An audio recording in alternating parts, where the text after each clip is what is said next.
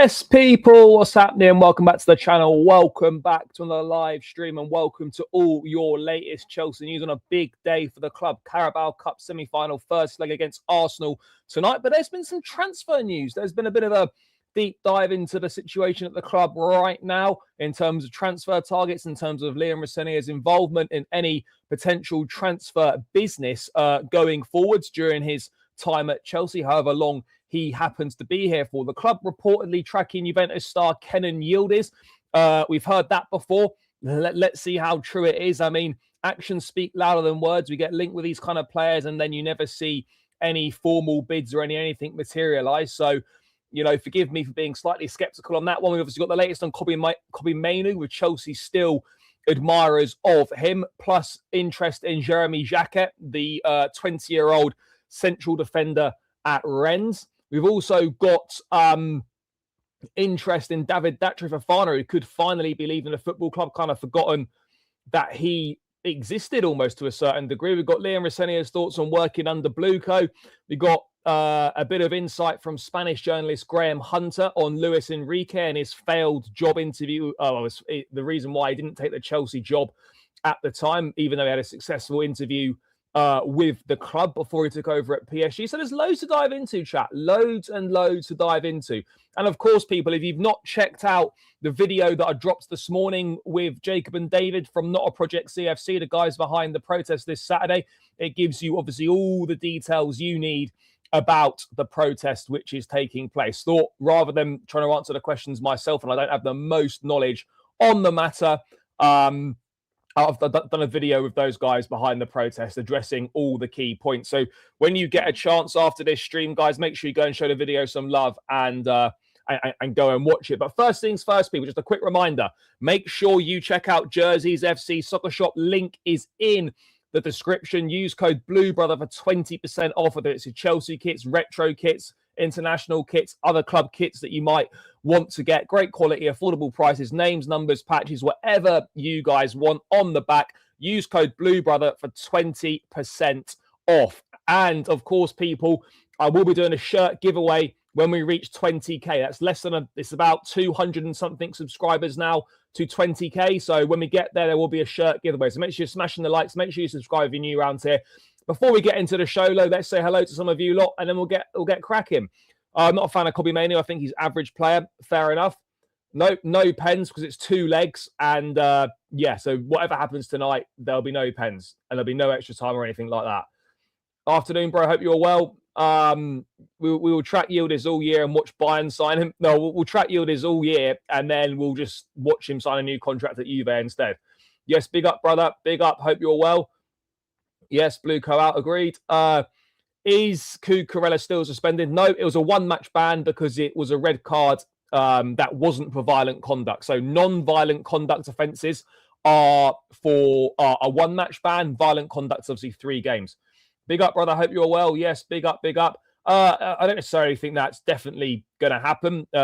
He's believed to be admired by people at Real Madrid, but as we know too well with Chelsea on the transfer market, there's a big difference between admiration and then actually pushing forward and pursuing a deal. Bluco out. Yes. Yildiz will be an excellent striker if we sign it. Bro, Yildiz is not a striker, so he absolutely won't be an excellent striker. Yes, big up, brother. The only business probably being made, outgoings. Yeah, look, this won't be to do with this month. This is very much to do with the summer. Yildiz and Gurhi, and we'll be getting somewhere. Yep. Unfortunately, neither of those are going to happen. Bro, if we get a new winger, we should get at least, say, Vinicius or another world-class winger. Bro, we're not getting any of those players. You should know by now that we don't target those kinds of players because we're not prepared to pay the money. When you start accepting defeats just because your team played well and gave their best, I think when you get used to it, that's when yeah, bro, facts. Absolute facts from Jose when he said that, and it is true. Rosenior saying win or lose, they will give everything. Look, that's the bare minimum. The bare minimum is that you're basically crawling off that pitch at the end of the 90 minutes. That has to be the bare minimum expectation, is that you leave everything out there on the football pitch. No ifs, buts, or maybes. You leave it all out there. You leave everything out there as a bare minimum. Yes, big up, brother. Yeah, look, I hope we're not going back to sort of the boys' game, everything kind of mentality. But look, I'm obviously reserving judgment on that. He's been here one game, so let's wait and see. I'm concerned about no Gusto or Cole Palmer. Yeah, look, Gusto, I don't think will make it tonight.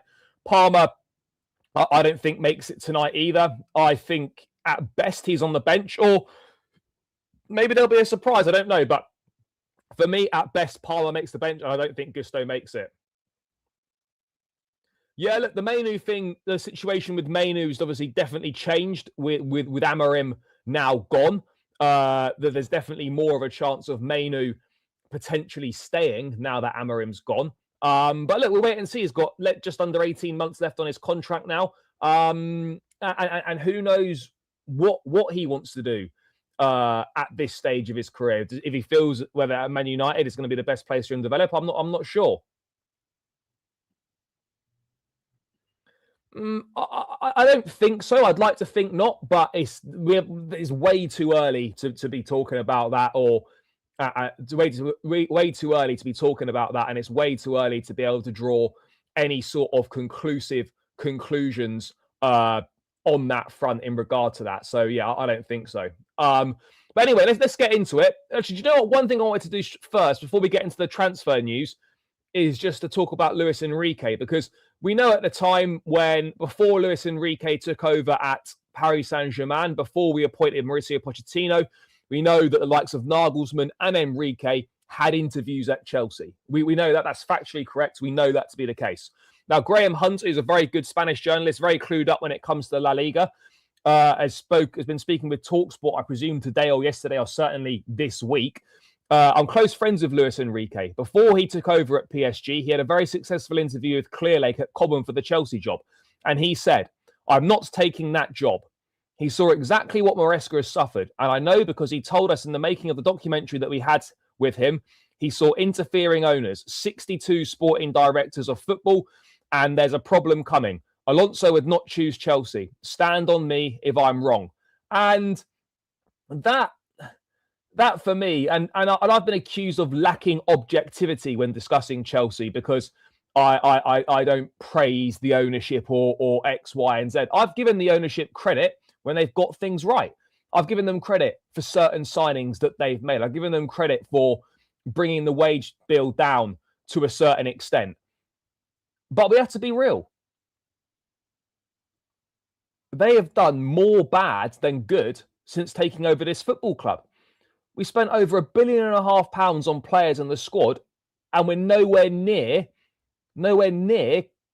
challenging for a Premier League title. You know, we're a side that competes for 4th and 5th place in the league right now, and we'll win the old cup. We'll win the old cup now and then. You know, it's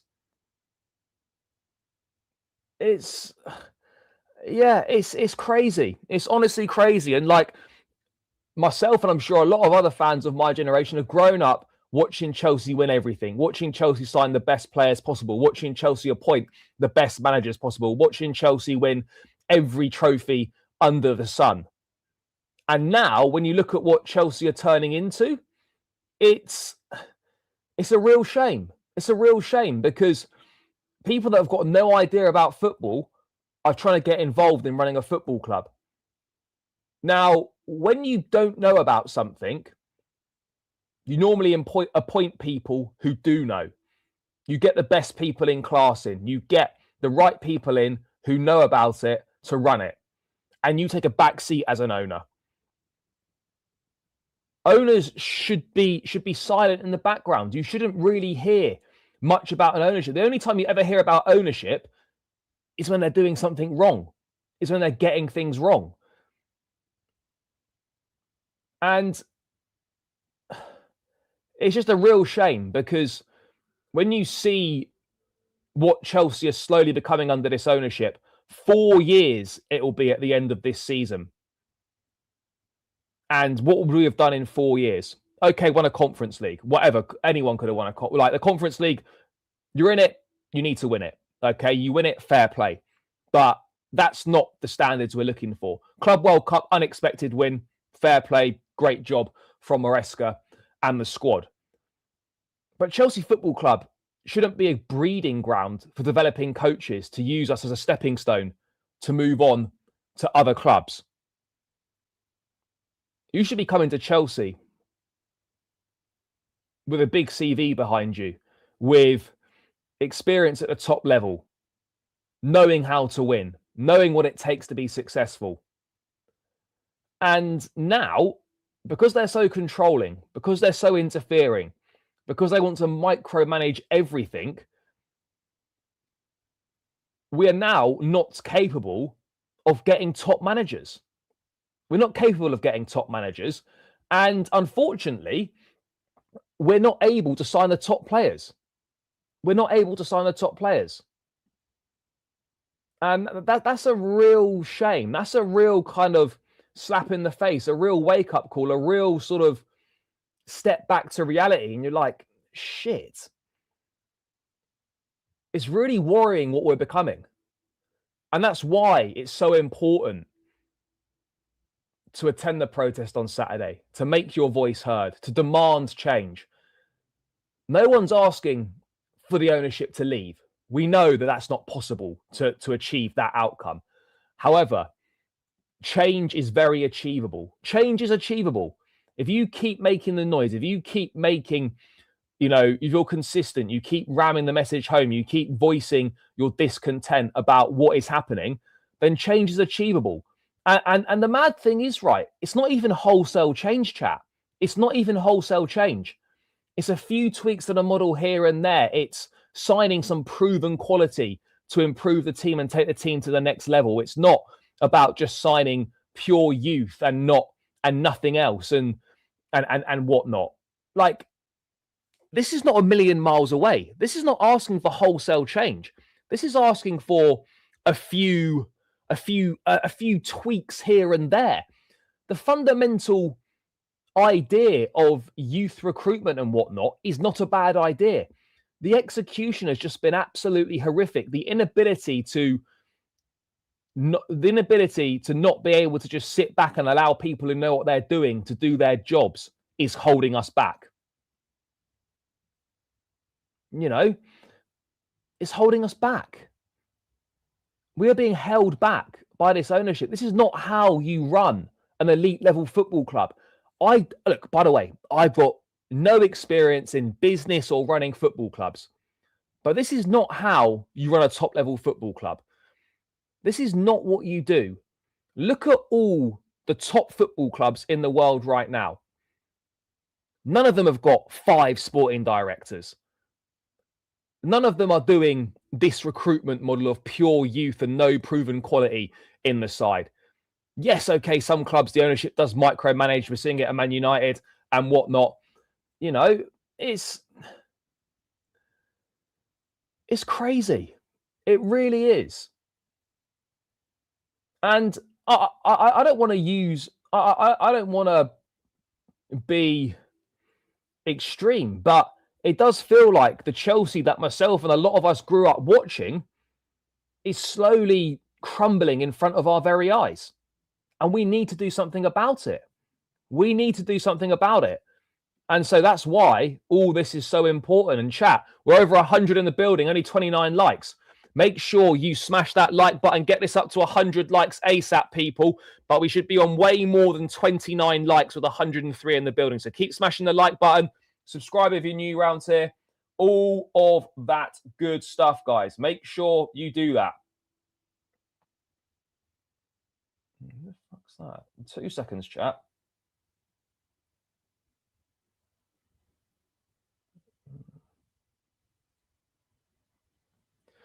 So yeah, run up those likes, people. Run up those likes. Mandatory settings. But yeah, look, I'm not saying, by the way, it wasn't perfect under Roman Abramovich. It absolutely wasn't. And towards the end, it wasn't good. Okay. But the intentions were there to win.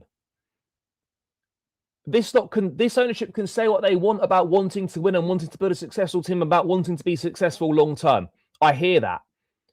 And you say all these things, but in reality, the actions that we see are very much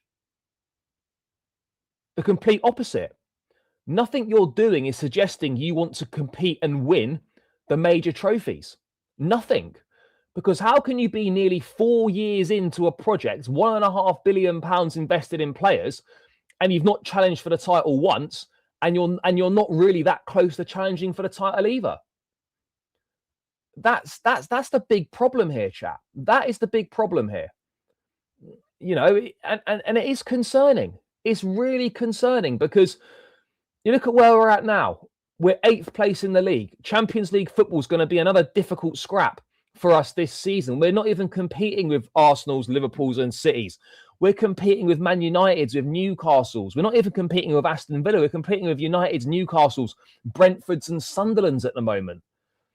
Like, how can you sit and watch what's happening and think that everything's okay? I just don't understand it. I just don't understand it. And that should have been a major wake-up call. And I like to, you know, I feel like I'm fair. I like to give things a chance. Now, there's a lot of people, I'm sure some of you in the chat, that wrote this off from day one, that weren't having this ownership from day one. And that's your prerogative, no problem. I like to try and give things a chance. I like to, you know, see how things play out and give people a chance to prove themselves. I think almost 4 years in now, this lot have had more than a fair chance. And they have consistently failed to show that they're capable of getting Chelsea back to competing at the top level. And they put this stuff out, this spin out that, oh, we don't just want to get to the top and then fall back down again. We want to get to the top and then sustain that. What we're doing right now, we're not building a squad that's going to be successful in years to come. We lack quality. We lack quality in key areas. We lack proven quality. We lack winners. We lack know-how. We lack discipline. And they've got some things right. They've made some good signings. They've got some things right. You know, they've got some stuff right. And I've been fair and I've praised them for signings they've got right and I've praised them for certain things they've got right. But it cannot be argued that we have severely regressed under this ownership in terms of on-pitch matters. And the fans have had enough. The fans have had enough. And yeah, it could be a bit too late, but it's better late than never. It's better late than never.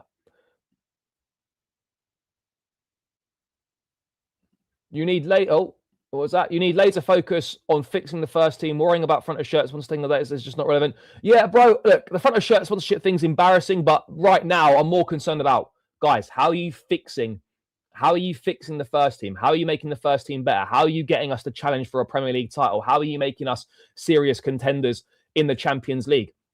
These are the questions that we need answering. There's no accountability from these guys. You never hear, you never hear from them. You never hear from them. I might not agree with decisions, but if you come out and explain them and you're transparent about the thought process behind them and you're honest about when you make mistakes and what you're going to try and do to rectify things in the future, then I'm okay with that. I'm all right with that. But it's this constant lack of accountability, hiding behind managers, using the media to speak, only taking accountability when things go well, and then it's always the manager's fault when things don't go right. You know, and so it is difficult right now. The fans very much support the team. I'm at all the games home and away, and the support for the team is there. The support for the team is very strong. The fans are behind the manager. The fans are supporting the manager. But you can support the manager and dislike the ownership and voice your discontent against the ownership while supporting the team. There's a balance to be found. And that balance, I feel, certainly over the last 2 games at Fulham and at Charlton, has been found. And you've got every right as a fan base, if you think the ownership are ruining your football club and are not running things properly, then you've got every right to voice that discontent. You've got every right to voice that discontent, chat. And so when you see things like this, and, you know, maybe I should have realised earlier, but when Thomas Tuchel was sacked and he was replaced with Graham Potter, that perhaps should have been the wake-up call that a lot of us needed. When Mauricio Pochettino was appointed, when top managers like Luis Enrique and Julian Nagelsmann are saying, no, We don't want to work like this. There's too much interference. There's too much going on. There's way too many sporting directors. There's this and there's that. As an ownership, that should be a red flag. If the top managers don't want to work for you, don't want to come to Chelsea because of the way you run the club, that should be a red flag. That should be engaging our brains thinking, hang on a second there. Top managers don't want to work under us. Maybe we need to slightly adjust what we're doing here because we want the best in class at Chelsea. We want the best managers. We want the best players. Maybe we need to slightly adjust what we're doing because the one constant throughout the entire last nearly 4 years is the sporting hierarchy and the ownership. We've had a whole raft of different players, a whole raft of different head coaches, managers, whatever you want to call them. And yet the one constant in all of this is the ownership. And they take no responsibility for anything that's going wrong.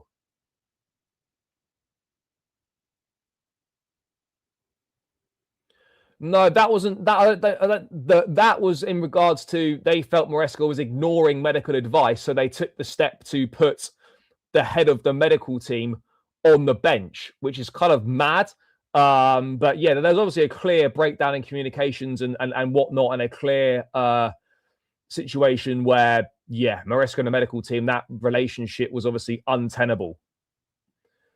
Yeah, that was the most damning thing, right? If you're going to come out and say that Chelsea aren't terribly well run on the sporting side when you take over the club, and then you proceed in your 4 years that you've been here to not challenge for a league title once, to waste hundreds of millions of pounds on players and not even have a complete squad, have 3 years with no front of shirt sponsor, amongst other things. If you're going to say that, you better make sure you get your act together, because coming in and saying something like that and then proceeding to do what you've done, which is so far 1 Champions League in 3 seasons in terms of qualification, could be 1 in 4. You look pretty foolish doing that.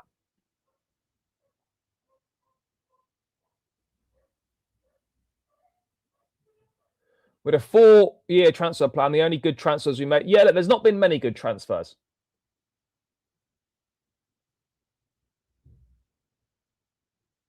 Bro, honestly, there's situations, right, in Italy and in Germany, sporting directors, they face the media after transfer windows. They face the media after transfer windows. What is wrong with that? Accountability. As I've said, if you get things wrong, I haven't got an issue with you getting things wrong. If you come out and explain the rationale behind the decision making, explain what you're going to do to rectify it to ensure similar mistakes don't happen again, and then we crack on.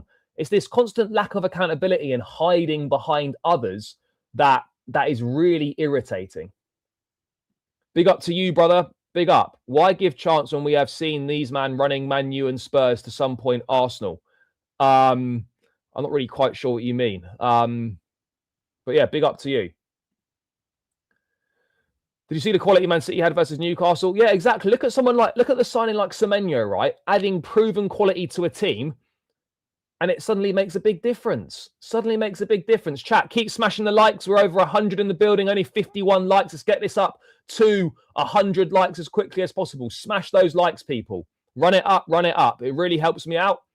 I've given more than enough time to change, and I want to sell this club.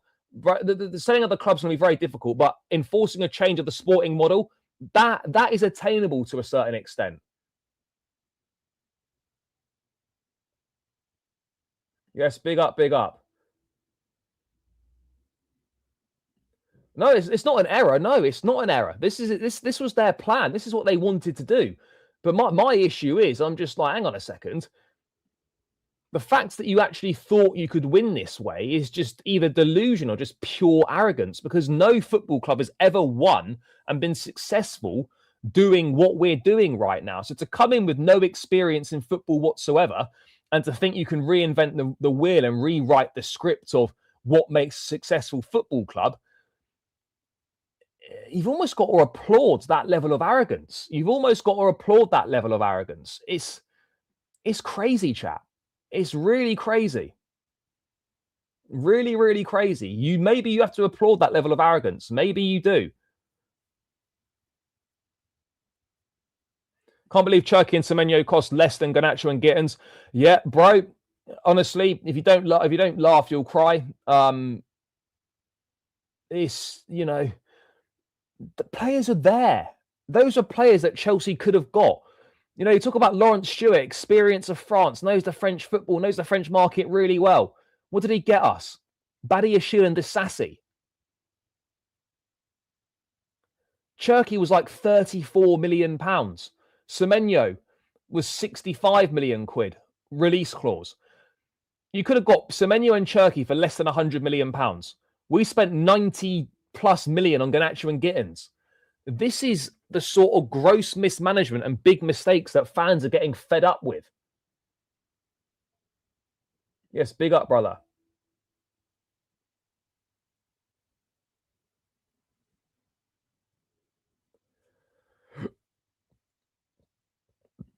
Bro, I don't think Bastoni was available, but you could have got Donnarumma. You could have got Semenyo. Semenyo, Donnarumma or Manyan, Osimhen, Gurhi, Semenyo. Those 5 players, that was very, very obtainable. That was very doable. That was very doable. And we didn't do it. We didn't do it. And that's the frustrating thing here, chat. That's the frustrating thing here. All very attainable, and we acted and we didn't do it. Should have been. Yep, should have been. They did prop the Sassy, to be fair. Bro, we got a job to do today. Well, hopefully we can get the job done.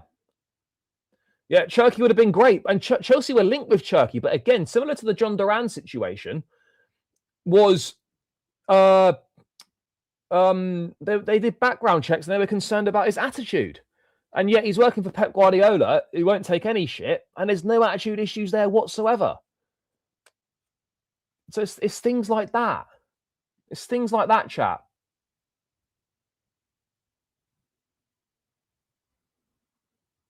Yeah, but we're not going to, though. We're not. The point is, we're not going to, and that's the sad reality of the situation, is that we're not going to spend that level of money. We're not going to sign that quality of player, and that quality of player may well not be interested in joining the football club. So those are the things that are, those are the things that are a bit that are just not good for us right now. That are just not good for us right now, chat. They're not good for us. But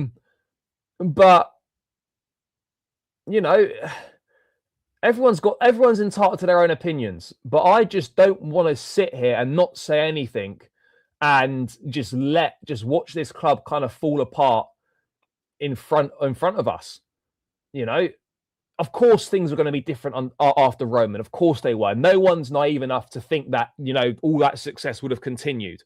But instead of building on that, it's all been torn away, stripped away, and a policy's been put in place that's never worked in football before by people who don't know anything about football, and they're just doubling down on it.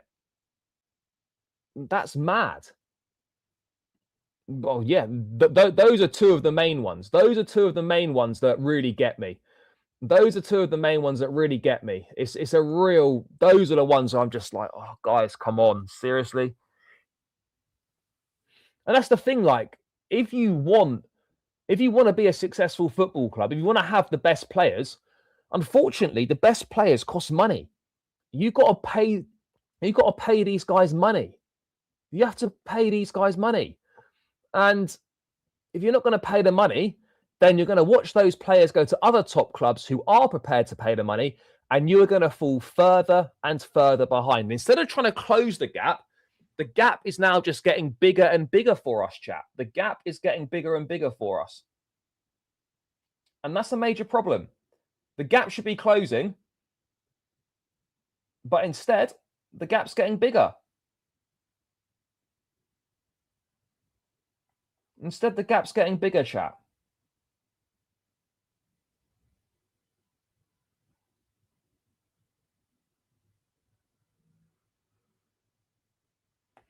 It's mental. By the way, big up. Oh, let me just get to this super chat. Hold on. There's a few super chats coming in. Big up to Matt, brother. Thank you very much. Very kind of you, bro. I hope you're well. Let's get something sorted next week. I've not forgotten. If you don't laugh, you'll cry. Yeah, bro. It's a real sad state of affairs right now. But all we can do is try and enforce change, support the team, do our best as fans, and what will be will be. But yeah, look, it is tough at the moment because this is not what we're used to. This is not the way that things should be done at this football club. And yeah, it's difficult right now. It is draining. It's hard work. It's not enjoyable at times, but you know what? You do the things you do for your football team. You probably wouldn't do for many other things. But we just got to hope for the best. We have to hope for the best, and we've got to make our voices heard. Hope we can enforce change and get Chelsea back to where they deserve to be. Because at the moment, instead of getting closer, it feels like we're getting further away. But big up to you, bro. Appreciate the donation. Very kind. Big up to CVHB.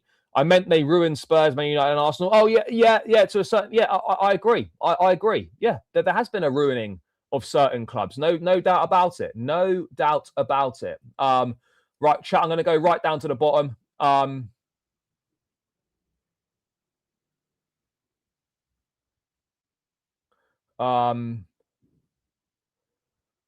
Palmer, Cucurella, Enzo could be sold in the summer.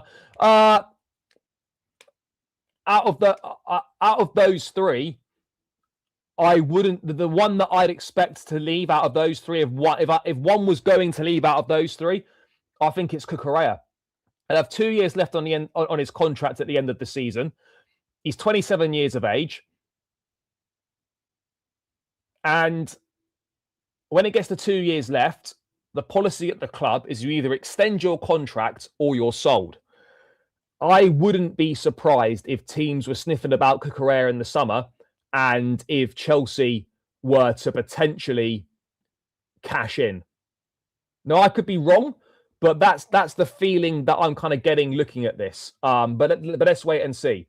But anyway, that's kind of, we spent a long time on that. I wasn't expecting to spend that long on that, but yeah, when you just read things like that and you see things like that, and you're just thinking, guys, we had arguably the best manager in the world alongside Pep Guardiola, who didn't want to take the job because of how we run things. That should have been the biggest wake-up call and the biggest red flag imaginable to what we're doing. But instead, we doubled down. And we're just carrying on with this nonsense. We're just carrying on with this nonsense. And I'm fed up of it. But anyway, we're going to move away from that because Luis Enrique is never coming to Chelsea. So there's no point wasting too much time on that. Let's talk transfers because we've had a bit of an in-depth piece from Nizar Kinsella at the BBC. Now, this is obviously not referring to this month. This is referring to the summer, of course, because Chelsea aren't expected to do anything this month unless an unexpected opportunity presents itself, then the club are not going to really do anything this month. Now, Chelsea were linked with Kenan Yildiz, I swear, last summer as well. And Nizar Kinsella in his article again reiterating that the club are tracking the Juventus forward. Now, they could well be tracking him. But again, do I have any faith that Chelsea would actually seriously go for a player of this caliber? No, I don't. Do I have any faith they'd pay the money required to do it? No. This unfortunately screams of PR to try and get fans on side, to try and make it look like we're going for players. Like that one they've trotted out a few times. Oh, we'd be prepared to break the wage bracket for certain players. And then certain players come along and they do nothing. Osimhen comes along, did nothing. Or they think they're not worth doing that for. So look, Yildiz is a sensational talent, brilliant player. Can play off the left, can play as a 10, a versatile forward player, sort of the kind of players that thrive in modern football, the kind of players that, modern day managers very much like. He's the poster boy. He's the face of Turkish football, obviously, with the national team, and he's the poster boy of this Juventus project right now. The only reason why I think there's clubs monitoring him is because of question marks about whether he's going to extend his contract. Now, Kenan Yildiz is under contract with Juve. I think he's still got at least a couple of years left, could be 3 years left, but they want to tie him down. So he's 20 years of age. Look, he obviously fits everything we're looking to do in terms of a recruitment model. Can play off the left, can play as a 10, can also play on the right.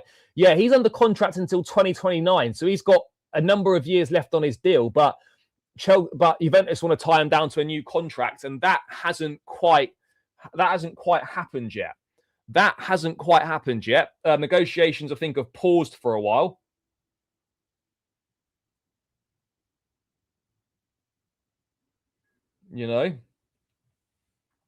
So let's wait and see. But I would just look at this, right?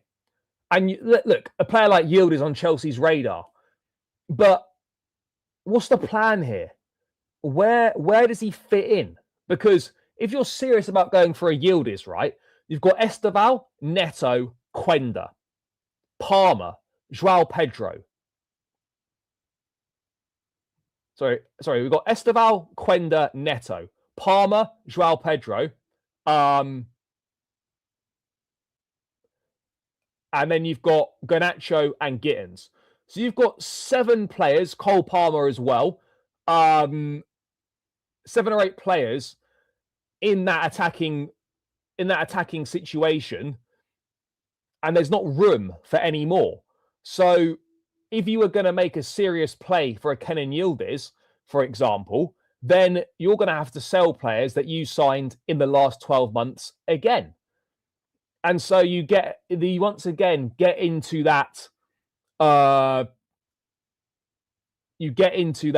cycle of player trading, of treating players as human commodities, of not valuing human beings. And that is something that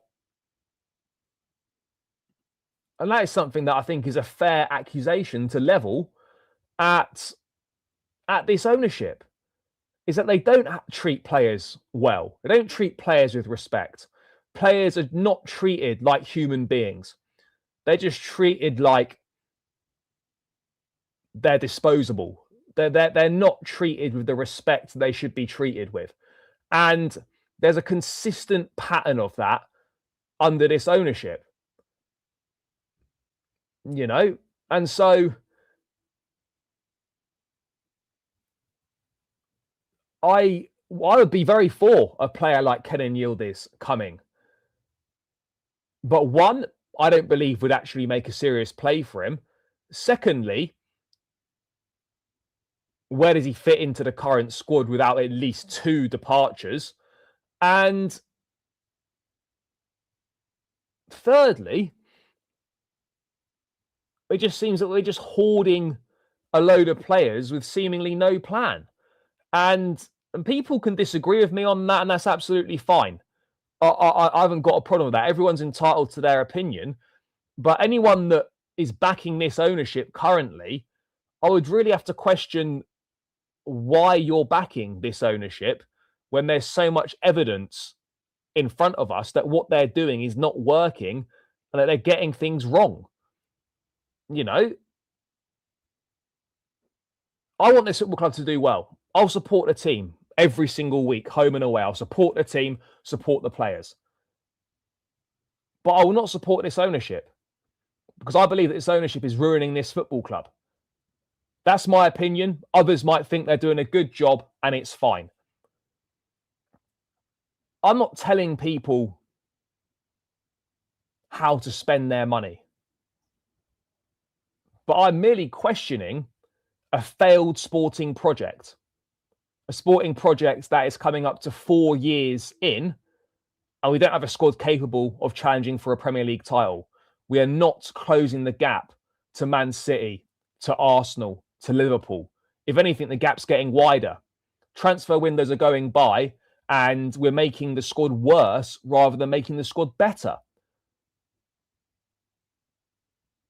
So that for me, those are very reasonable doubts and questions to ask about this ownership and for them to take accountability and answer those points.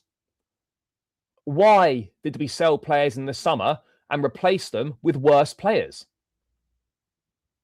That's a very legitimate question to ask. Very legitimate question to ask. So I look at all these things and I think, like, is that really an unfair thing to say? To question a failed sporting project, to want change to a sporting project, to want the best for Chelsea Football Club. You know, I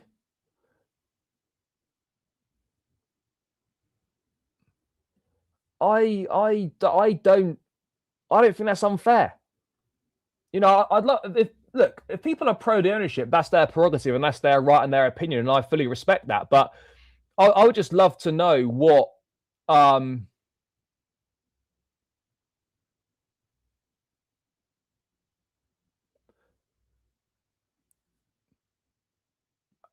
you how am I supporting Blueco? Could you please explain? Please explain.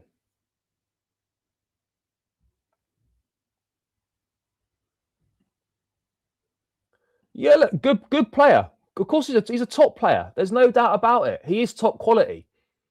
But forgive me and many others feeling a bit concerned about whether we're actually serious about it, whether we could actually pull something like this off. You know, that for me is a big question mark.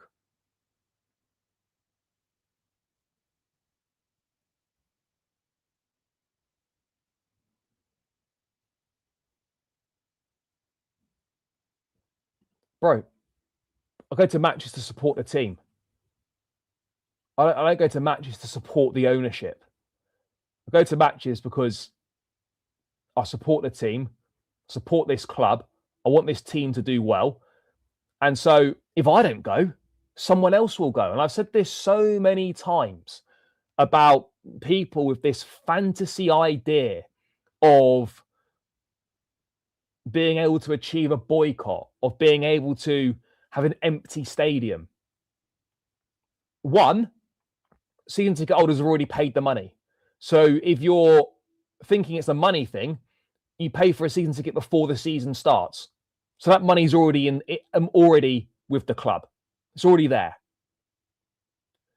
So that's not impacting in any way. If match-going fans don't go, tickets will be listed on the exchange, tickets will be listed elsewhere, and other people will buy them and other people will go. So this situation where people think a boycott is genuinely achievable is, unfortunately, it's just a massive fantasy.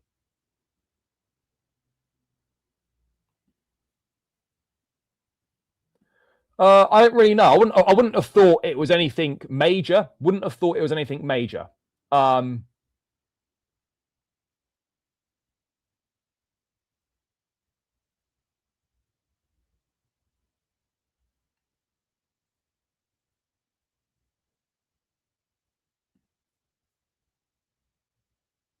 Yeah, that is upsetting. We're not a serious club. We're not a serious football club. You know, that's the reality right now. That's the reality. We are not a serious football club. We don't operate like a serious football club operates. And that's whether you like this ownership or you don't like this ownership. I don't see how anyone can say that we are operating like a serious football club.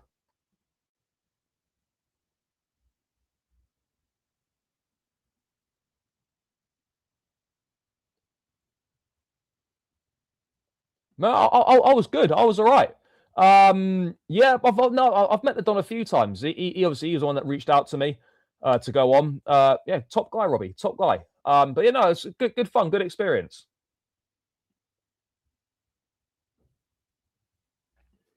Yeah, bro. Nagelsmann's called it out. Enrique's called it out. You know, when top managers are calling it out, it's a problem.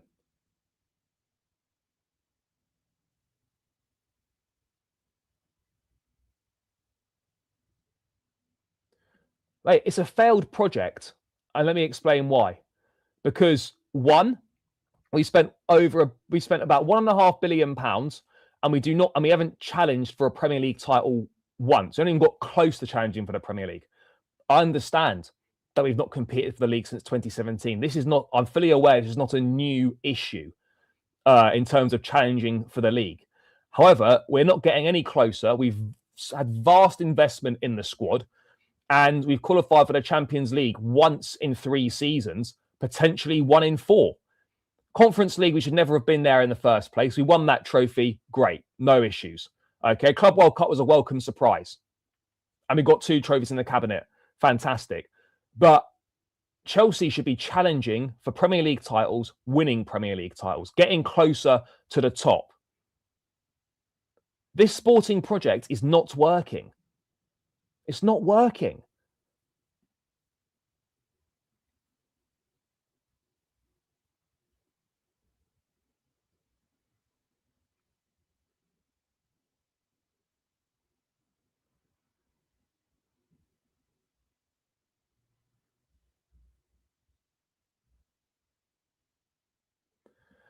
This again is another ridiculous. It's got nothing to do with a nationality.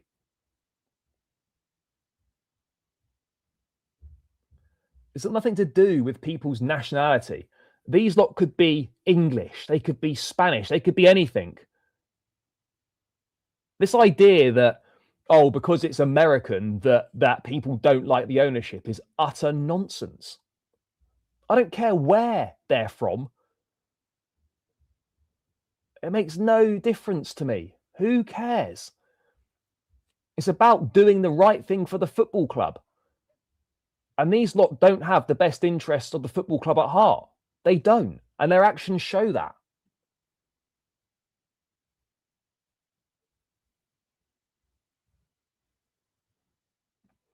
Yeah, it kind of is. It kind of is. It kind of is, and the evidence would suggest that, you throw out links to a couple of decent players to make it look like you're going for the top players, and then obviously when they go elsewhere, you kind of make it look like, at least we tried. We were looking to go for those guys, and then they just revert back to type. That's where we're at right now, chat. That is where we're at right now. People, we're 140 in the building, only 84 likes. Make sure you smash the like button, get this up to 100 likes as quickly as possible, chat. Very doable. Keep subscribing if you're new round here as well. It's greatly appreciated, guys. So run it up. Run it up. Run it up.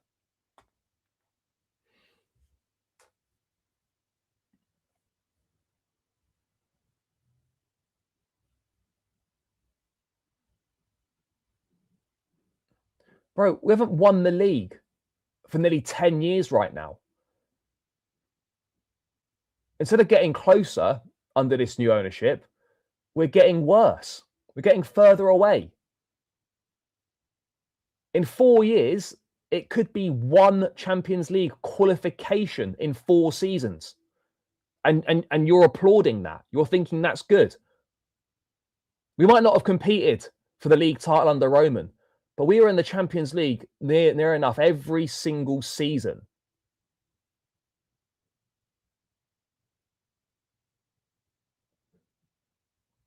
Come on.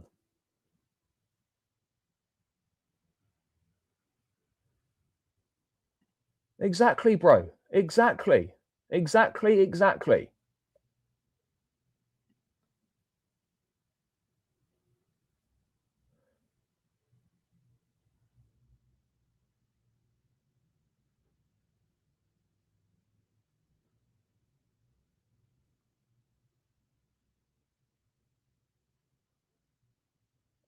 Bro, they've doubled down on something which we've got almost 4 years of evidence of that isn't really working. I'd have huge respect for them if they came out and they tweaked things and they admitted that actually the path they were going down wasn't really working. And that's fine. But it's the doubling down on something that isn't working, which I just find baffling.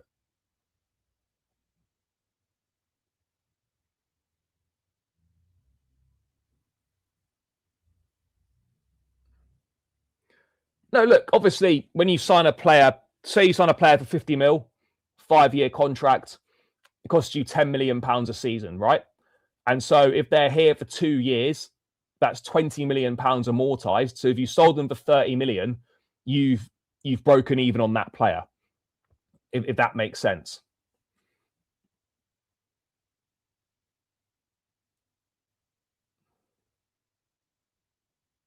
Yeah, we did. We absolutely did. Exactly, bro. People trying to use a nationality argument is ridiculous. People just need to have the best interests of the club at heart. And for me, these lot don't have the club's best interests at heart.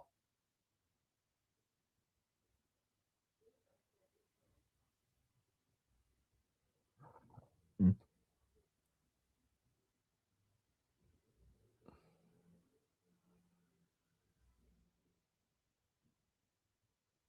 Yeah, but bro, this is always the case, and we never get those players. It's not a coincidence that after every window, we say, "Oh, we still need 3 or 4 players." That's by design. That's by design. That's happening. It's not a coincidence that after every transfer window that closes, Chelsea still need 3 or 4 players. We still need 3 or 4 players. That's ridiculous, chat. How can we still need 3 or 4 players after this many transfer windows and this many players signed, and we still don't have a complete squad?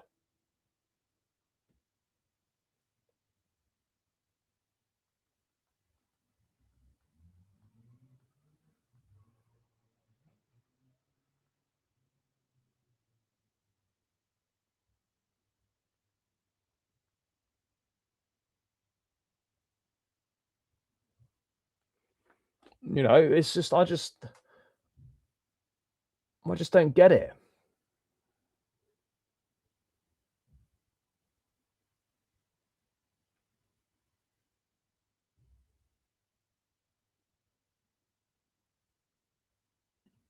No, I didn't. I wanted to win the league under Roman as well. I wasn't even doing YouTube when Roman was here. I wasn't even doing it. But damn straight, I wanted us to win the league under Roman. This is not just a new thing.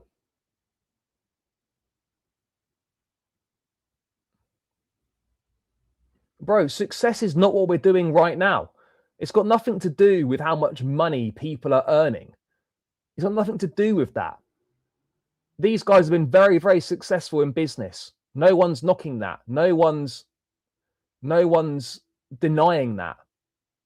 When you come into an area of expertise, when you come into a sect that you know nothing about, you need to employ the best people for the job and sit back and allow those people to do it. And this ownership's not doing that. They're not doing it. Success for Chelsea Football Club is winning major trophies. It's competing for Premier League titles year in, year out. It's qualifying for the Champions League every single season. We've not competed for a title once under this ownership. We've qualified for the Champions League 1 season out of 3 so far. Could be 1 in 4. That's not success. If you're happy with that, that's fine. That's not an issue. If you're happy with that, but I'm not happy to sit and watch Chelsea be a team that wins the odd trophy here and there and is happy to finish 4th or 5th and qualify for the Champions League. I'm not just going to sit here and allow that to happen.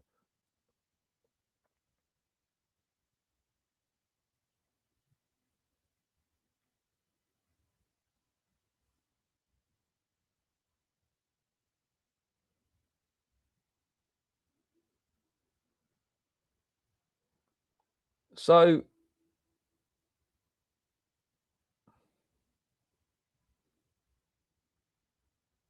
no, he didn't say that. He didn't say that. The conversations are going to happen. He's going to hold conversations with them. I don't see any situation in which those two are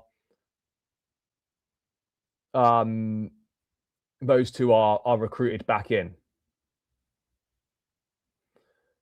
3 players to make us serious contenders in the summer. We need a top goalkeeper. I would look at getting a Mike Mignon. I would try and do that again on a free. I think if you've got a Mike Maignan, a Mark Gurhey, if you could, and you know, you need a good striker. There's not many top strikers about, but for me, you need a Maignan, you need a Mark Gurhey, and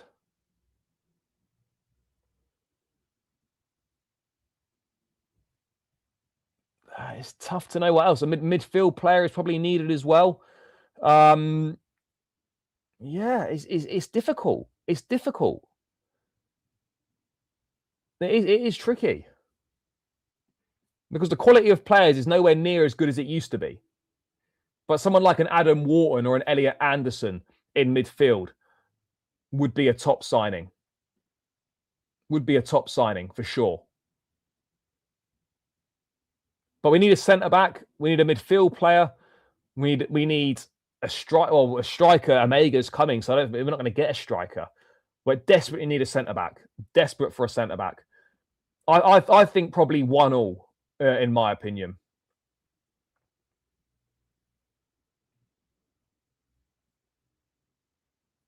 I think there's another super chat that I've missed. Big ups to you, brother. If it was me, I'd go to Arsenal. Pays more, intent is to win. Yeah, and Joe Cole did an interview the other day saying that, you know, the top players don't want to come to Chelsea. But the top players don't want to come to Chelsea. And it's hard to disagree with that. It's hard to disagree with it because Chelsea is still in a rebuild, he was saying. Whether you agree with that or not, I'm not sure. And the top players are going to choose to go to a City or an Arsenal or a Liverpool because they're ready to win now. They're ready to win now. They're ready to challenge for the biggest trophies on a consistent basis. How can we be in a situation where we're still waiting and we don't know when we're going to challenge or win the trophies? That's the thing, right? You want as close to a guarantee as you can get that you're going to challenge and win. You're going to challenge and win the top trophies. Gurhey's Chalobah level. Yeah, of course he is. Yeah, of course he is. Of course he is. Gurhey's Chalobah level. Yeah, okay. Good one from you.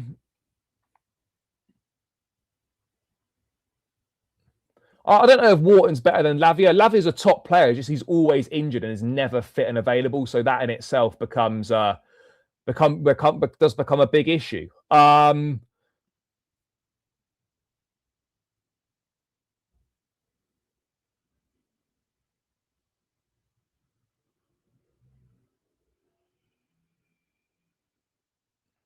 So look, this Yildiz thing, I don't think. Sure, I think he's on Chelsea's radar. I'm sure Chelsea have looked at him, they've tracked him, they've scouted him, and all this stuff. But again, I'll believe it when I see it. We get linked with top players, and time again, we never do anything about it. So the evidence will be in our actions. The evidence will be in our actions. And so let's wait and see if we actually are serious about things.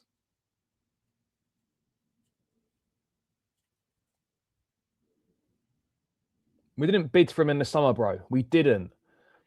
Chelsea did not bid for Kenan Yildiz in the summer. It's not true. It's not true. Nobody respectable or reputable reported that news. We did not bid for Kenan Yildiz in the summer. It didn't happen. Chat, keep smashing the likes. We're 145 in the building. Only 93 likes, though. Let's get this up over 100 likes as quickly as possible, guys. And keep subscribing if you are new round here. That would be greatly appreciated. Run it up. Run it up. Murillo would be a good signing. He would be. Murillo's not having as good a season this season. But yeah, Murillo would be a decent signing at centre-back. Would be a decent signing at centre-back. But anyway, let's move away from that Kenan Yildiz stuff. Let's go on to midfield, because the midfield is an interesting situation, right? Because it's I mean, it's been reported by The Athletic, by Matt Law, etc., that midfield is like Chelsea's priority area for the summer window. There's been links with Elliot Anderson. There's been links loosely with Adam Wharton as well. But we know that Chelsea admire Kobbie Mainoo, and there's our Kinsella saying that Chelsea are known admirers of Kobbie Mainoo, who has fewer than 18 months remaining on his contract at Old Trafford, with options in midfield to potentially be considered if Lavia continues to struggle with injury. Well, we know that Lavia has got injury issues. We know Chelsea are prioritising a midfield signing this summer. I mean, I don't know what's happened to Lavia. I swear on like the first of... When did we last hear about Lavia? God knows. But apparently he was going to be out for a month. At least a month. And when was that? He was going to be out for at least a month, Lavia. And that must have been reported at what? The start of December or in November at some point? We're now mid-January. There's been literally zero updates on him. There's been literally zero updates on him. Like, he's been seen nowhere. So the update on Lavia was the 10th of November. Chelsea midfielder Romeo Lavia is set to miss at least a month with a quad injury. 10th of November. 2 months later, over 2 months later, we've not heard a single thing about Romeo Lavia. Which is crazy. Like, how bad is this injury? I mean, I genuinely wouldn't be surprised if we didn't see him again this season. And that's kind of mental. There's just no transparency.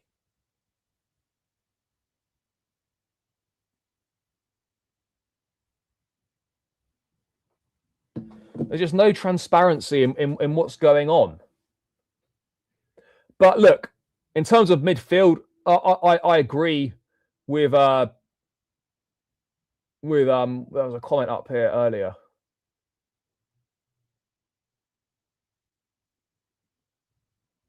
I don't know where it is now. Let me see if I can. Let me just bear with me so I can find it.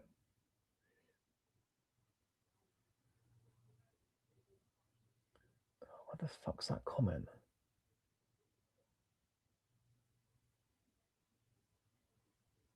Yeah, I agree with this. For me personally, it needs to be Adam Wharton or Anderson. If we're getting a midfield player, it needs to be one of those two. It has to be one of those two, in my opinion. In my opinion, it needs to be one of those two. Whether it will be one of those two remains to be seen. But Mainoo would be a classic Chelsea signing. You know, you could just see Mainoo at Chelsea. It's just such an obvious one, isn't it? It just feels like a textbook Chelsea signing. You know, someone that obviously, you know, he's very good friends with Cole Palmer. But Mainoo's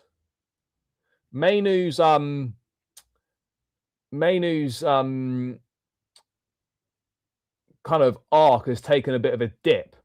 You know, obviously you barely played under Amorim. By the way, like, this Lavia is a top player. I'm a massive fan of Romeo Lavia. I really like him. The injury situation is beyond frustrating. It's really, really difficult right now in terms of what we do with him. Because if he were to try and move him on, understandably, you know, because he's barely played for us, he's played 30 games in 3 years, he's not completed the 90 minutes at a football club. I can understand if they looked to move him on. The problem is, though, what takers do you get for Lavia when he's barely played with the injury record that he's got? It's very tough. I hope that he can put all this behind him and he turns out to be a top player for Chelsea. Because whenever he's played, he's shown his quality and he's shown how important he is. But as Eddie says, you know, availability is the best ability. It doesn't matter how good you are. If you're not consistently available, then it's kind of irrelevant. It really is kind of irrelevant. But yeah, I wouldn't be for the Mainoo signing. I don't think it's right for what we need.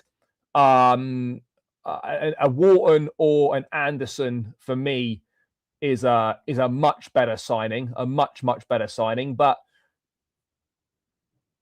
yeah, again, I don't know what we're going to do in midfield, because like getting Wharton or Anderson is going to be difficult for us. When you look at the teams we're going to be competing with for those players, it's going to be difficult for us to get him ahead of them. It is going to be difficult for us to get him ahead of them.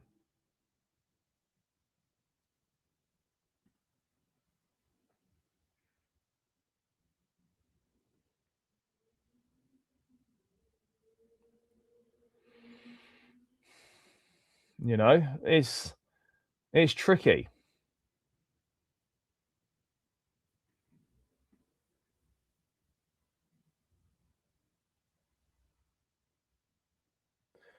Thing is, right, people that are saying that, you know, look, I'm not the biggest fan of Joe Shields, by the way, not the biggest fan of Joe Shields, but Lavia is purely a bad signing because he's not been available.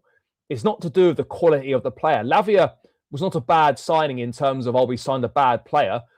It's not been a good signing because he's not been available. You know, and the reason why people keep so much faith in him, or why I certainly keep faith with players like him, kept faith with players like Reece James when they were injured and Fofana and stuff, is because they're top quality. If Lavia was bang average, then I really wouldn't be interested. I'd just be like, you know what, get rid of him, this and that or whatever. But because he's a top quality player, you have more faith. You have much more faith, and you look to back him. But yeah, this with Kobbie Mainoo, I don't know. For me personally, I'm not interested in Kobbie Mainoo. I don't want a Kobbie Mainoo signing. I don't think that's the right move for Chelsea. I think Chelsea need to be aiming for more quality than that, for more difference makers.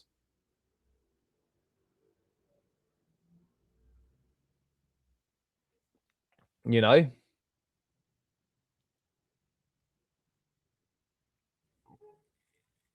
So we see.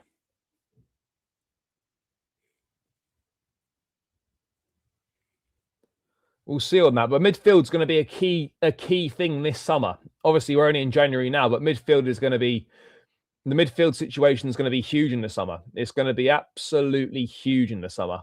There could be a major departure. There could be a major departure. He wasn't, though. Nowhere near as much as this. Nowhere near as much as this. He wasn't injured this much at Southampton. No way was he injured this much at Southampton. He absolutely wasn't. Absolutely wasn't injured this much at Southampton.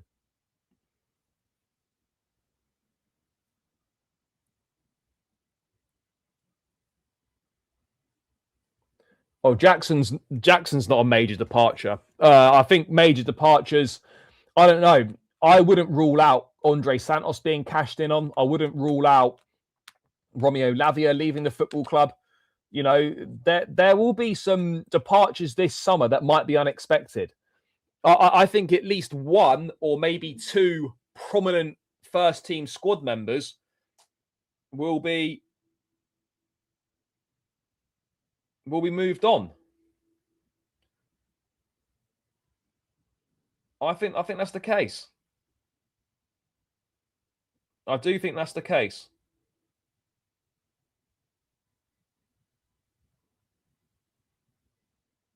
I definitely think that's the case, chat.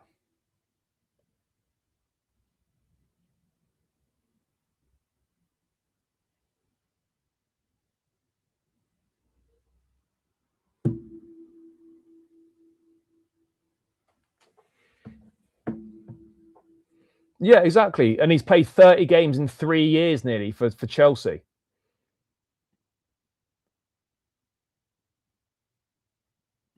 Yeah, look, that might change things for Santos given his relationship with Rosenia, but again, never say never with Chelsea. Never say never with Chelsea, chat. That is the one thing that that I would say.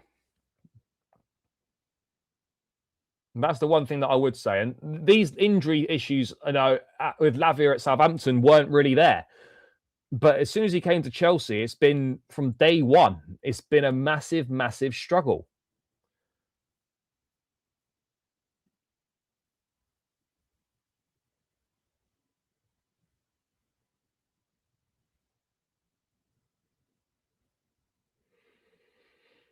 Yeah, I think Rosenior's got very, very little say. I would agree. But yeah, look, on this midfield thing, I don't really. Mainoo's a no for me. I wouldn't.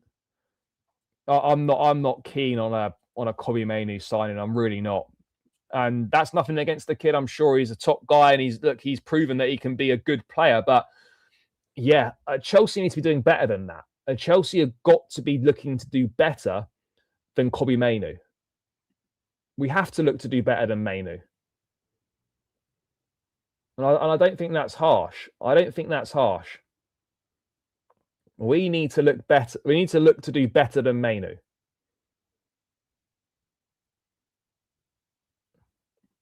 Let's wait and see. A lot of people think Neto's going to go in the summer. I don't know. I can understand why people say that. I can understand fully why people say that. But I mean, yeah, let's see. Let's see what happens. Let's see what happens in that regard. But look, centre back and midfield are going to be key in the summer. They're going to be absolutely key for the summer. I don't know what we're going to do.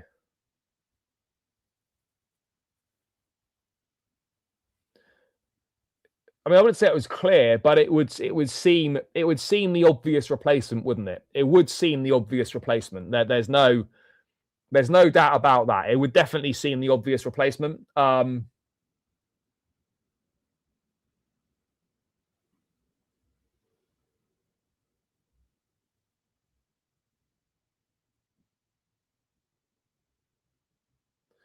Yeah, and that's a fair point as well. If we don't get the Champions League qualification, cannot emphasize how critical that is for the future of the football club. Certainly in the short term, anyway, for the short term future of the football club.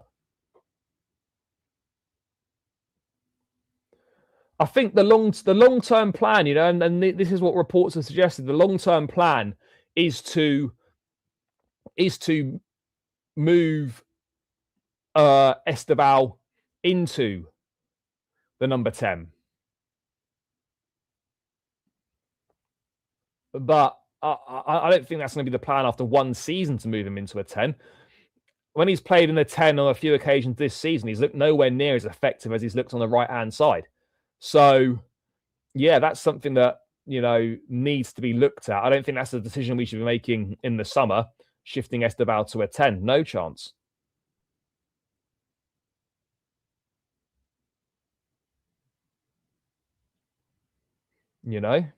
So let's wait and see.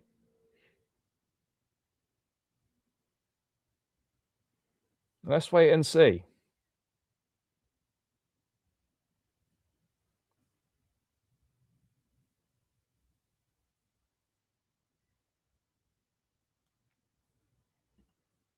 But there's going to be some big decisions to be made in the summer. There's going to be some big decisions to be made. I don't think he is. No, I don't think he is.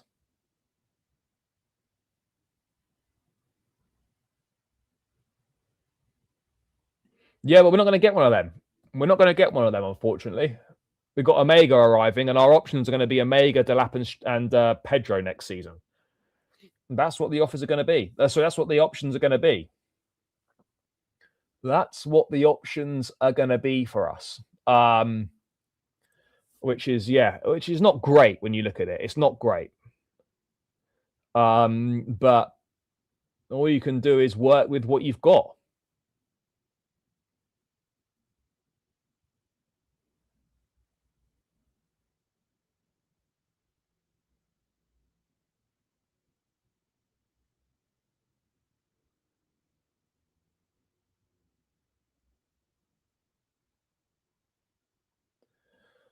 Look, to be honest, if we miss out on Champions League football, or we go another season where we don't challenge for a Premier League title, players like Palmer are going to rightly question, why am I wasting the prime years of my career here on a promise, on a dream that I was sold, on a lies that I was told when I signed for the football club? How many years of the prime years of my career am I prepared to give away, waiting for something to happen, which might never happen?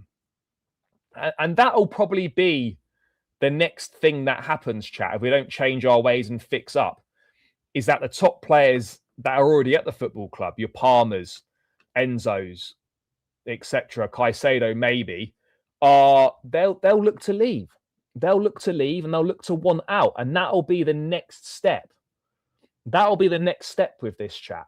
That'll be the next step with this.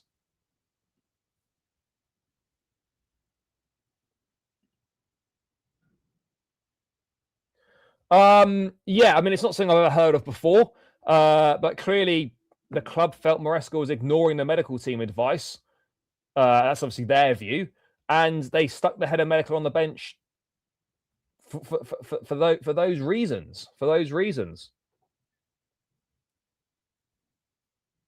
Yeah, he did, and we wouldn't pay the money. We wouldn't pay the money.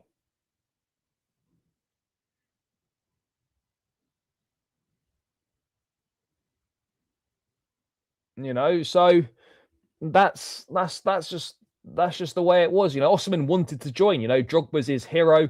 Chelsea have had a strong history with African players, and to not get that Osimhen one over the line is a major disappointment. It's a major disappointment because he is one of the world's top strikers.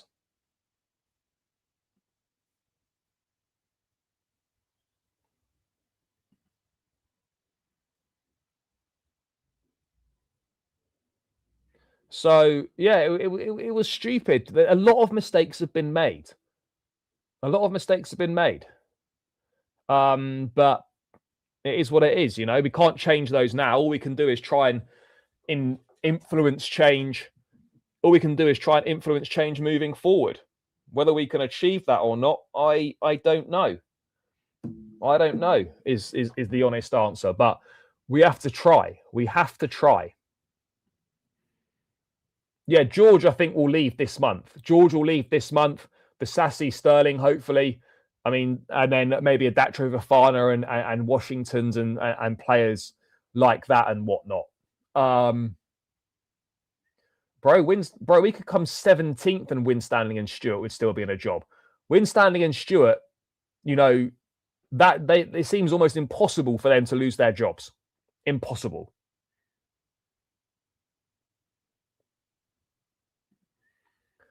So many people doubted Osimhen. They were all backing the owners not to sign him. Osimhen's top player. He's a top player.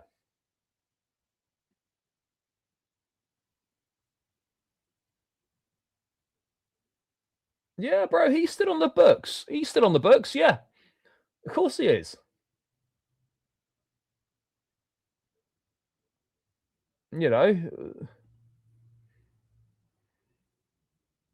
No, we didn't. And it's not a coincidence we've ended up with this. We've ended up with this because that's the plan.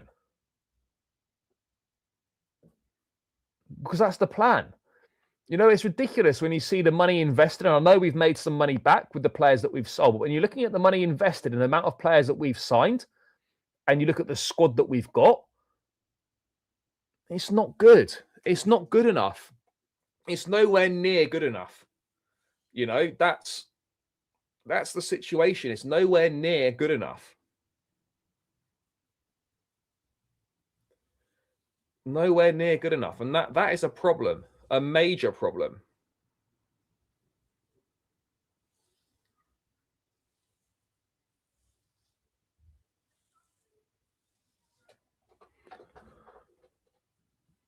Oh, bro, I swear if we get a red card tonight, I'm done. I'll be done. Jackson will return at the end of the season, but I don't think he's got any future at Chelsea, no. But Jackson will have to come back because Bayern Munich almost certainly are not activating not activating that obligation. It's not Jackson can't reach that obligation anyway. He can't reach it. There's not enough games in the season left for him to reach it.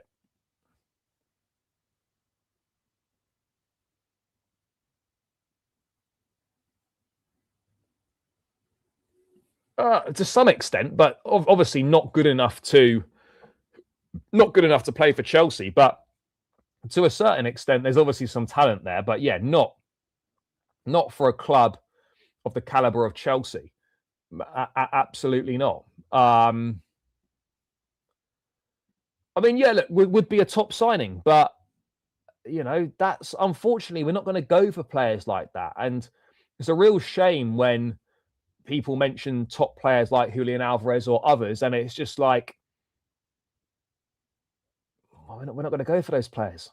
We just don't go for those players. So it's like it's upsetting, really. It is upsetting to a certain extent. It's just like that's the sort of player we would have gone for in the past, but now we're not interested in going for those kinds of players, and that's the sad reality of where we're at right now, is that we just don't go for the top players anymore. We just go for potential. We just go, everything's a gamble in terms of transfers.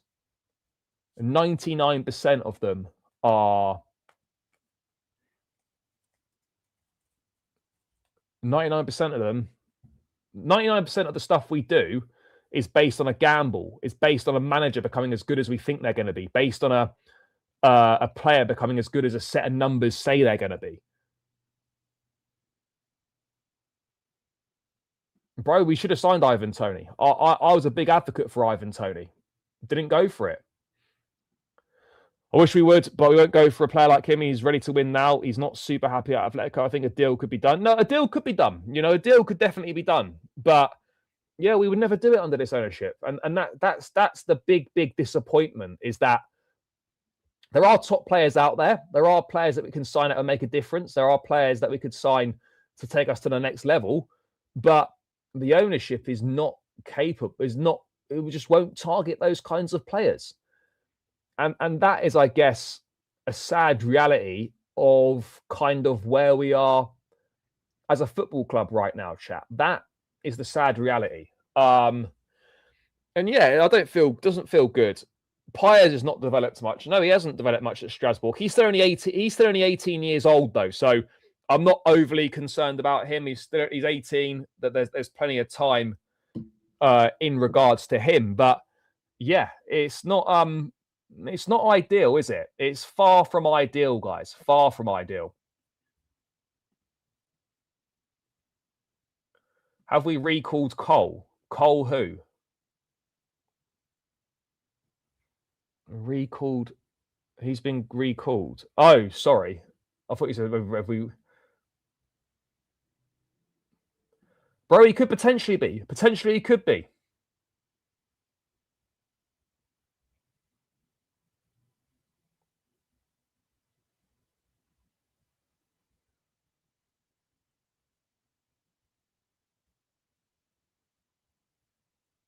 No, of course they won't. Of course they won't. And the model also is a pure numbers game as well. Purely on a numbers perspective, the more players you sign, the more that are likely to work out. So if you sign 10 players, a couple of them probably work out. And then you dine out on the success of those two and try and distract from the fact that you signed 8 players who were nowhere near good enough. Can I see Jackson playing under Rossinia? Never. I wouldn't rule it out. But I think it's unlikely, given we've got Omega, Delap, and Joao Pedro. Even if Jackson wanted to play for Chelsea again, where does Jackson fit in? That's the thing now. The club have kind of moved on from that. But well, I wouldn't be opposed to it. But yeah, it's that's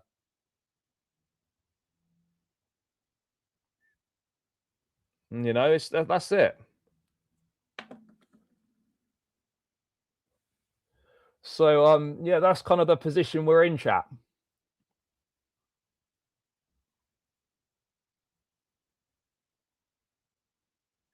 Well, it was briefed that they're not that fussed on it. They get knocked out oh well, but if they win it, then great. So they're not really. They don't tend to be that. They don't seem to be that fussed by it, which is mental for that sort of thing to be briefed by a football club. They're not that arsed about getting knocked out by big London rivals in a semi-final. That to me is crazy. Absolutely crazy. Chat, keep smashing the like button. We're on 115, 115 charges. Yeah, guys, smash the like button. We're at 115 likes. We're still over 120 in the building. Get this up to 130 likes if we can, people. Get this up to 130 likes. Keep smashing that like button. It's free. And keep subscribing to the channel if you are new round here. That would be greatly appreciated, guys. Greatly appreciated. So make sure you run it up, chat. Make sure you run it up. Because I don't know if because I'm not sure if Jackson's seen as that. I don't know if Jackson's seen as that. Panicelli has done well, but he hasn't scored. I don't think Panicelli scored for a decent chunk of games. I don't think Panicelli scored for a while, actually. I don't think he's scored for a while. Doesn't mean that he's bad or anything, but yeah, I'm pretty sure he's not scored for a while. I don't think he's scored for a while.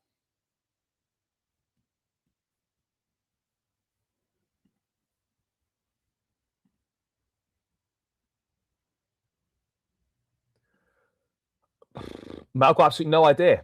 No idea. Yeah, Cucurella is available tonight. I've got no idea how long it's going to take.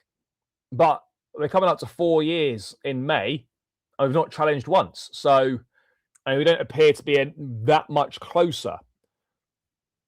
I couldn't answer that. I've got no idea. I think winning a league, I think we're looking at 3, 4, 5 years still. I really do. Based on what we've seen so far, I think we're looking at 3 to 5 years still until winning a Premier League, which is crazy. Which is really mad. Really mad. Yep, that certainly I would agree, and that might seem like a bit of a negative or a pessimistic outlook on things, but the evidence would suggest that that is more likely to happen than us challenging for and winning a Premier League title. You know, you get a finite amount of years in your career where you're performing at your best. You get a very small window to win the biggest trophies. These guys aren't going to sit here and just waste the prime years of their career hoping that a strategy that doesn't work might change and we might challenge for titles and win titles. No, they're not. They're going to think, I've got one career. I've got one shot at this. I'm not wasting any more years at this football club hoping we might challenge and win something. I'm going to go elsewhere to a club that challenges and wins every year, and I'm going to add trophies to my CV. I'm going to cash in on the prime of my career and make the most of it. And sadly, if you're in the prime of your career, you're not coming to Chelsea because there's no guarantees you win anything. Because we're not in a position to challenge. We're not in a position to challenge. And that's, as I said earlier, that's going to be the next thing that happens. The next thing that happens is that these players are going to want to move on. These players will start to want out because what they were sold, the project they were sold was a lie, and they're no closer to they're no closer to challenging or winning anything. So yeah, I think it's absolutely right. This is a big if still, right? This is a big if still. But if we did miss out on the Champions League and it was one Champions League campaign in 4 seasons, that's players will want out. Players will 100% want out. There's no denying it, chat. There's absolutely no denying it. Players will 100% want out. They'll want out. So we'll see. We'll see, but they'll definitely want out.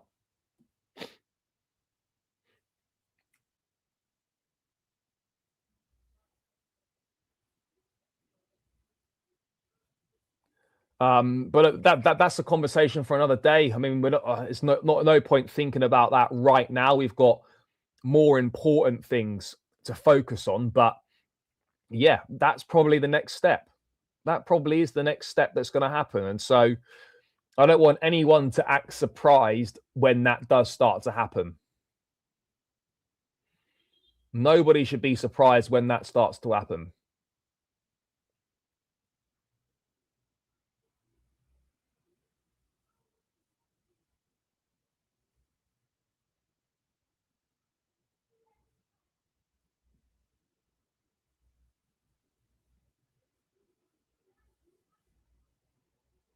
Hmm.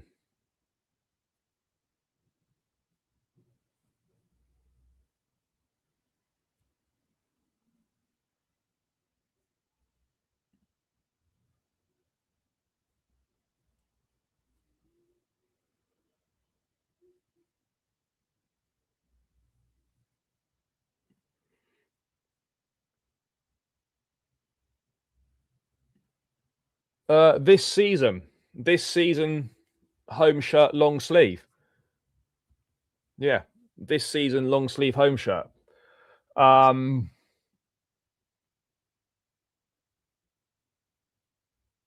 yeah, that is the case right now.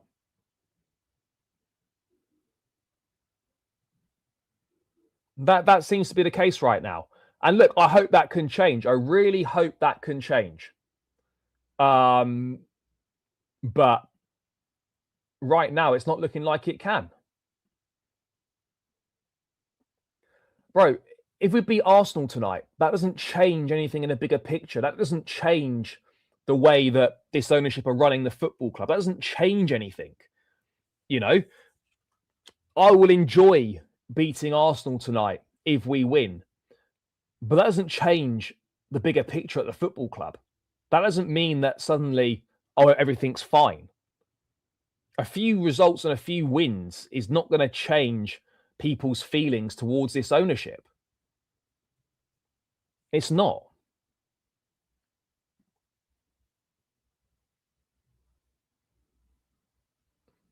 No, I wouldn't sign Savinho because just because he's better than what we've got, he's not the level raisers that we need in those positions. No, absolutely not. Newcastle have lost 11 out of 11 games at the Etihad under Eddie Howe. I cannot see them overturning 2-0 deficit. I really can't.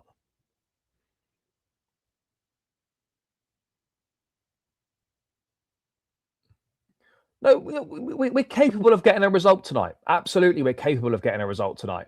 The fact it's two legs doesn't suit us. The fact the second leg's at the Emirates also doesn't suit us. I think to go through, we have to take a positive, we have to take a win, in my view, to the Emirates if we're going to go through. If we're going to go through, we need to take a win to the Emirates. A draw, I don't think, is good enough. We need to take a win to the Emirates, 100%. If I was a betting man, then you would probably say that's most likely. Yeah, I don't think it's ridiculous to say that Arsenal are favourites to go through in this tie. We've absolutely got a chance to go through. Don't get me wrong, but I think people suggesting a Man City Arsenal final are probably correct. They're probably correct. Doesn't mean that we can't do it. Doesn't mean I don't want us to do it. Doesn't mean I don't believe in this team. But that is probably the most likely outcome right now.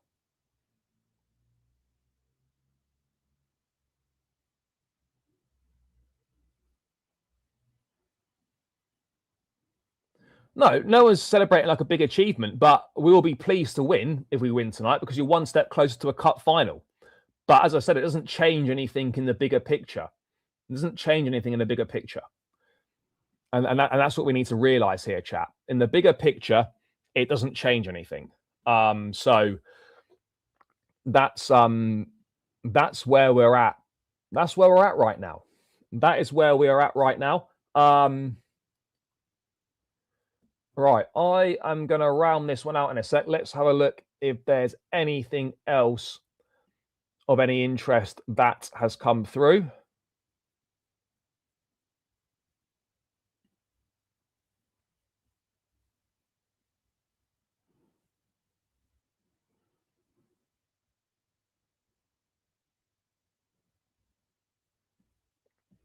Let's have a look.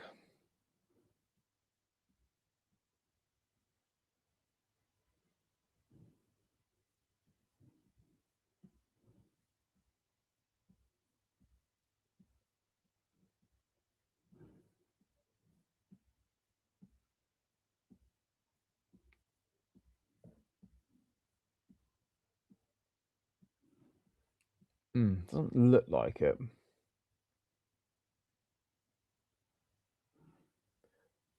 But I support this team. I support the team. I don't always believe in the team. Not always, because we've proven that we're not always capable of getting results. But I'll back this team. I'll believe in this team tonight, and we need to show up. We need to support. I will always support the team. Always support the team. Whether I believe in the team in certain games or not is irrelevant. I'll always be there, and I'll be there to support the team. But what I won't do is have blind faith that what we're doing is going to work and that this ownership are doing a good job. I won't do that. Asugu was on the bench against Charlton. I presume he's back in training and stuff, so I guess he's available. Yeah, we need to show up. And that's the most important thing, is finding the balance between voicing your discontent towards the ownership and supporting the team. And I feel like the balance certainly has been right at Fulham, and it was right at Charlton. Loads of support for the team, and obviously appropriate discontent voiced towards the ownership. That's the right balance you have to have. It'll be interesting to see what it's like at the home game tonight. This will be the first home match since those chants started. Will we get that or will we not get that? I don't know. But the key thing is we need that pressure needs to be kept on, and that doesn't come at the expense of supporting the team. That comes alongside supporting the team, and it's about getting that balance right. And the balance for the last couple of games, certainly away from home, has absolutely been the right balance. It's absolutely been the right balance. But yeah, anyway, it will be. I don't think Cole Palmer will be available for this game. So yeah, that's a blow. Obviously, no Caicedo. I think Reece probably goes into midfield, and yeah, it'll be interesting to see what he does. Esteval needs to start, but yeah, I'm interested to see what team he goes with. But yeah, chat, I'm going to round this one out now. Big up to everyone who's tuned in. I think the away fans have gotten the balance down. They're doing a great job. 100%. That's definitely right. And also, by the way, not everyone has to get involved. There's people at Charlton that weren't getting involved in the chants, and that's absolutely fine. The majority of the Chelsea fan base are united in how they feel about the ownership. Some people disagree, and that's fine. That's no problem. No one's forcing anyone to feel a certain way. But I think the balance is definitely right.